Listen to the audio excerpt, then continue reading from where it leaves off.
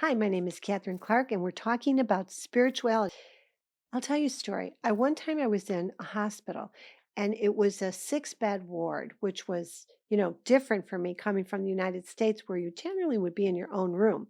So you're in a room with six people. Now, one thing it does do is show you everyone's got their problems, right? It's not just you.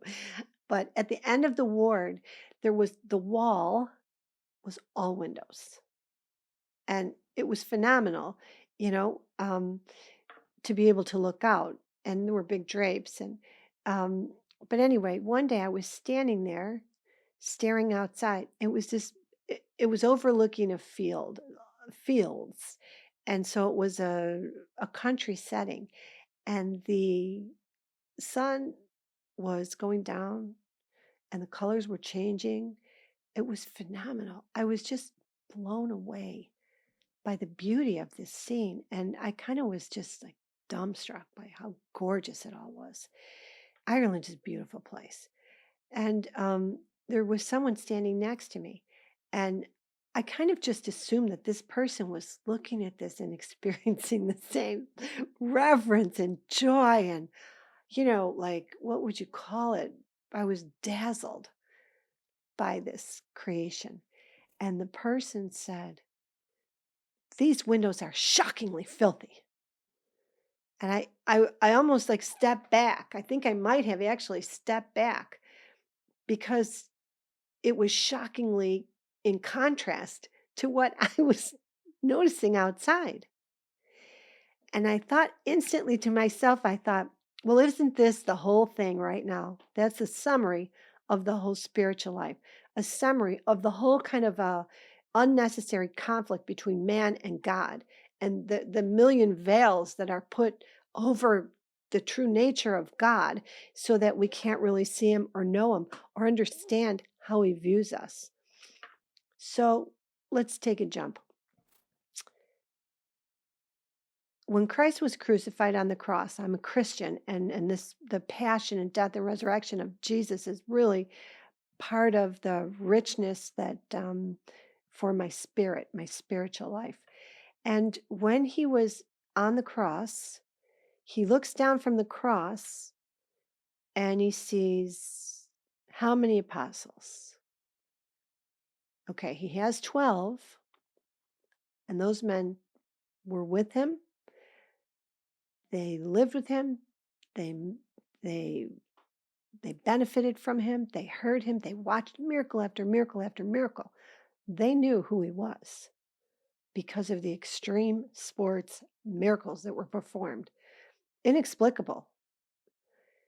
If you've witnessed miracles, you know what I mean. You can't go back and say that didn't happen. So when he looked down from the cross, there should have been 12 there, arguably. But how many were standing at the foot of the cross with him? One. And that was St. John.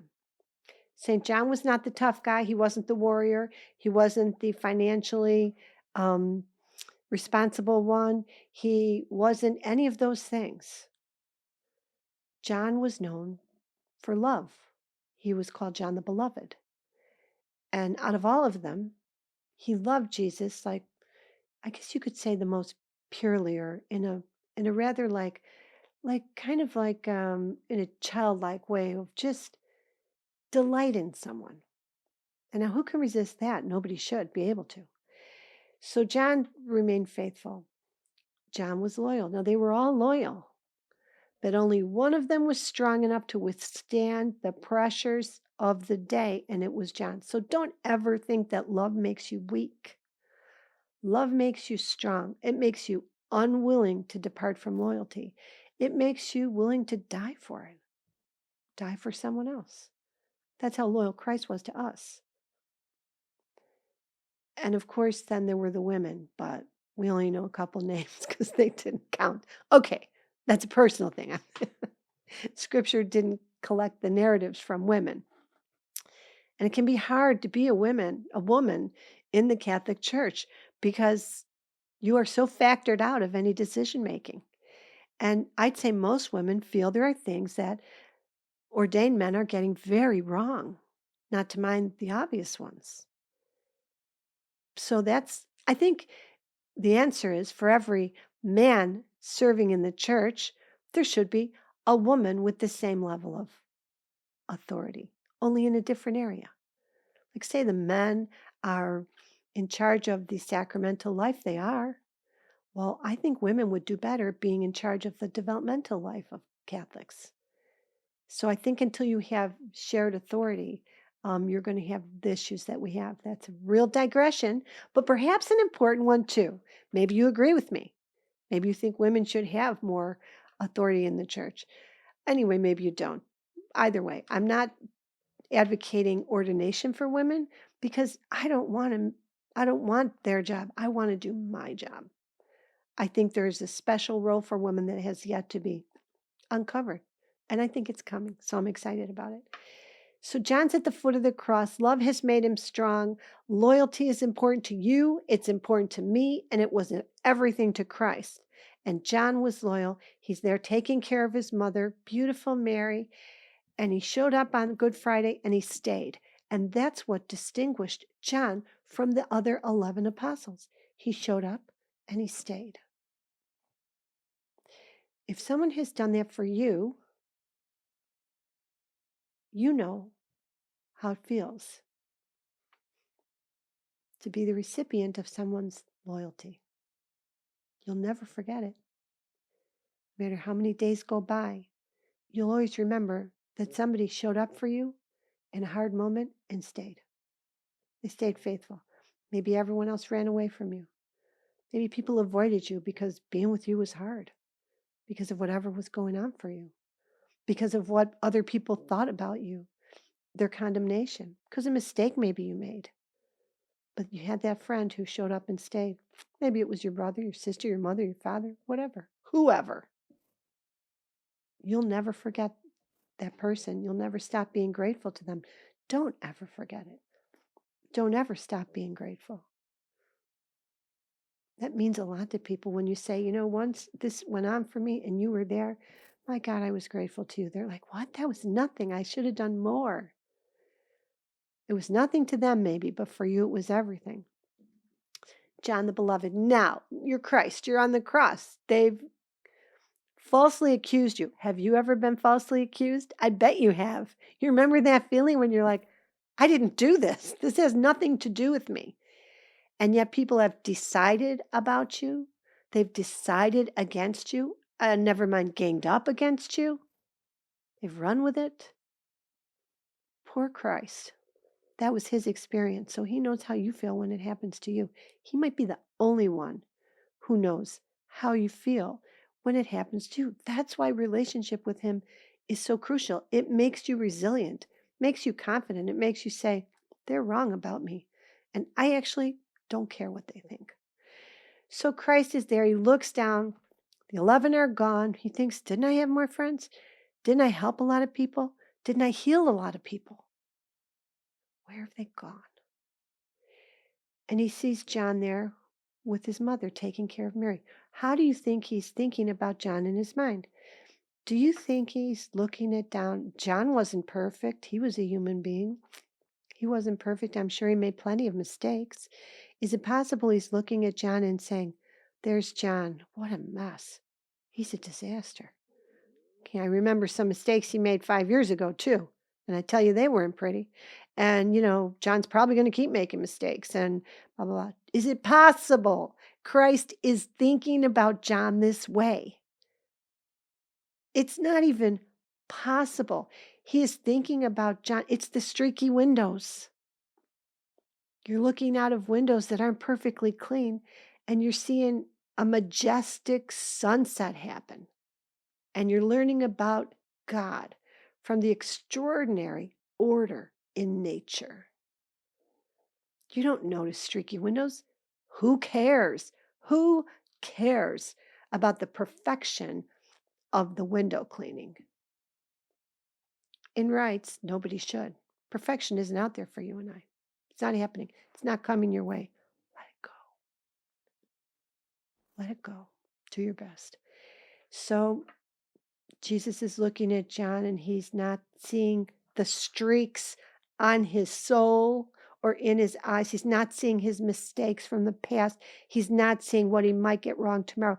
He's not seeing what he has done this morning that wasn't perfect. He's seeing loyalty. He's seeing fidelity to his beautiful little mother. And how does he feel?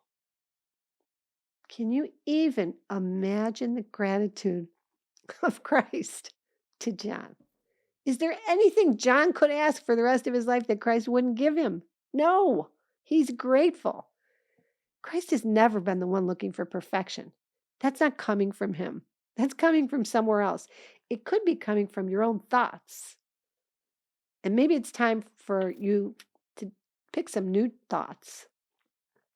At the very least, don't project like this, God is unreasonable. He expects me to be perfect.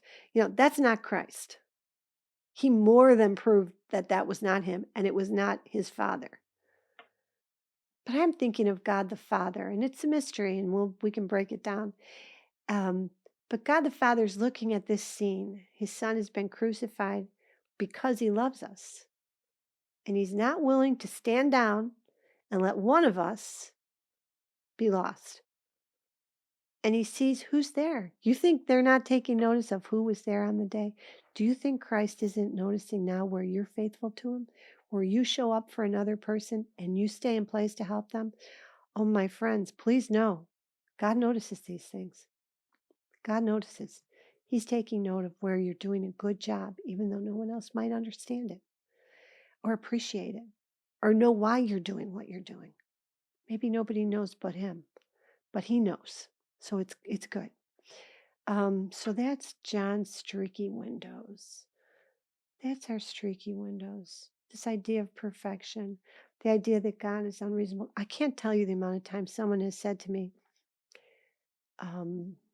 well, if God just wants me to do it, I guess I'll try, but it's really hard. I'm like, oh, that's really an immature relationship to God, because you don't need to feel that way about God, because God doesn't expect you to do anything that's too hard. He expects you to need help. Like if a child's learning to walk, do you expect the child to be a ballerina? A 1-year-old child is taking his first steps. You expect the child could put on ice skates and do triple jumps? No, you expect that the child's probably going to trip. They're probably going to fall more than they succeed. They're probably going to cry and get angry and try again, and they're going to fall again. It's going to hurt. They're going to be frustrated. They're going to scream. They're going to get up. They're going to try again. And then they're going to start walking. And they're going to be taking steps more than they are falling. And that just described your spiritual life. I've just described your journey to God. It's going to be frustrating. It's going to be gritty. It's going to be imperfect. And it's not going to look elegant on every day. Sometimes you're going to have to sit like St. Peter and say, not only did I just deny knowing God, I've run away. And how does it feel to be that guy, that girl on the day? You'll find out. It's out there for you. I've experienced it. That's the journey. Let's just for fun wonder. Let's wonder, because this is spirituality. Let's wonder, why did Peter, who passionately loved God, you see Peter doing the funniest things. Like he's in the garden, he falls asleep, he's exhausted, it's too much stress, he can't take it. He falls sound asleep. Then he wakes up, they're going to arrest God. He takes out his sword and he cuts off somebody's ear. And can you imagine Christ is like, that's not what we're doing. No, Peter. Actually, now I got to heal him, because I didn't ask you to take up your sword and assault an innocent soldier who potentially is just doing his job. He didn't hand down the decision. He's just executing it. So God has to act after Peter's mistake. God has to correct things. God has to step in. He has to intervene and fix what Peter broke. Peter was always breaking the china, which is why we love him so much. And really, God founded his whole church on Peter, whose imperfection is clearly evident all over Scripture. The Transfiguration. Peter sees Christ transfigured and he has a good idea. Peter had a lot of good ideas. The problem was they weren't God's. That was the big problem. Have you ever had a really good idea and someone was like, no, that's not what we're doing? So you know how that feels. So he said, oh, transfiguration. Wow, nothing. It's all different now. I've just seen what I've seen. Everything changes. We're going to build 3 tents here. 3 tents, Christ. We're going to. And what did Christ say? Nope, that's not what we're going to do. Good idea, but no. So that was Peter. He made other mistakes too. They all did. They all did. We all do. We all do. So you don't need to be a perfect follower of Christ to be a Christian, but you do have to internalize that God is love, and you have to be curious about where that should show up in your day or where it might be showing up. Great. Thank you.